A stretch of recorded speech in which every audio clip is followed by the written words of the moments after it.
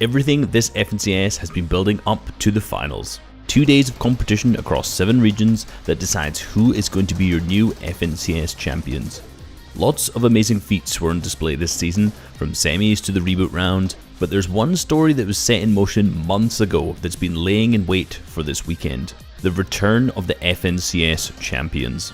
Last season, the top 3 teams auto-qualified to come back and play this season's finals, and they're going to be head-to-head with the legends that built up their name, fixed all mistakes, and worked hard to earn a spot at Glory in Season 6.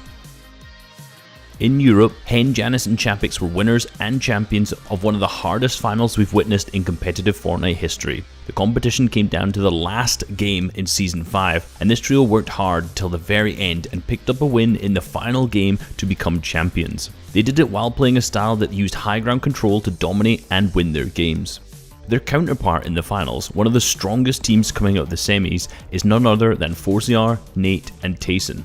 They attempted to mimic that high ground dominant playstyle during the qualifiers, but repeatedly missed the mark. Coming into their heats and semis, they stuck with a low ground, stretch out survival focused style of game. This made sure they were hyper aware of what's around them, punishing more mistakes at every new angle, which resulted in an insane 22 elimination victory royale, as well as a first place spot coming out of their heat. These legends will be tearing up on low ground while the champions rain fire at height. Everyone in between is going to be in a lot of trouble, and with both teams playing at their peaks, it will be an intense showdown to see who comes out on top. Looking at NA East, it's the region that has had the most insane pop-off clutches and historically dominant performances that stand out and build precedent for the rest of the world. Last season it was Acorn, Jack, and Slacks who were showing us what power of great teamwork and low ground gameplay looks like. Tearing through their heat, they won 3 out of the 6 games played that day, literally owning half of the competition straight up. They love to focus on height near the end too, and really take things by storm, being the first to act and never making mistakes. Winning multiple other third-party competitions, winning more tournaments back-to-back as well past the last FNCS, they're a storm that can't be bothered, but they're going to be coming in with a few other trios challenging them on that low ground. One of them being Mega, Rokane, and Dubs. Now, these guys came in slightly rocky through the qualifiers with just an 8th place, but in the semis, no one could truly knock them out even while landing clean hits in fights. Their commitment to low ground is slightly different though. They're very adaptable to change and wait for others to act first before responding.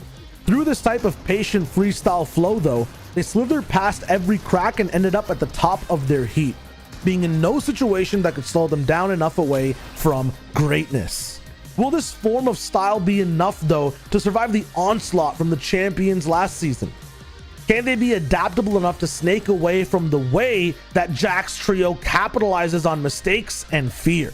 That's their story for the finals. NA West has been under control by the same tyrants season after season: Arkram, Epic Whale, and Rex.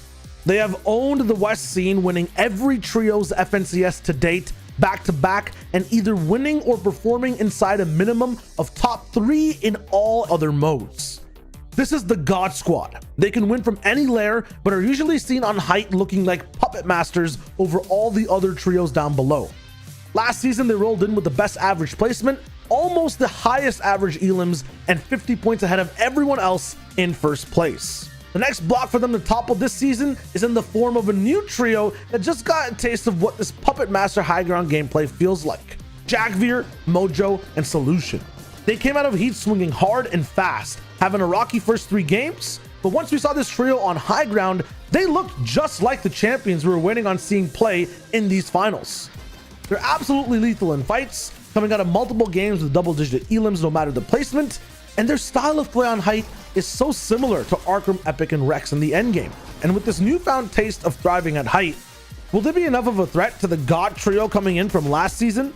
Or will this legendary status only last and make it as far as the finals of this FNCS? That's all the time we have to look at just one story between 2 teams coming into their region's finals. Each region has 2 more auto-qual teams coming in with their own stories, and the early qualifier teams from this season also look in top-notch shape, waiting for their chance to strike again off the drop. In this battle of seasoned champions versus upcoming legends, a single shot can change the legacy of a team moving forward. Until next time, Fortnite fam, sit tight on that battle bus, reaching the final stop on this glorious ride.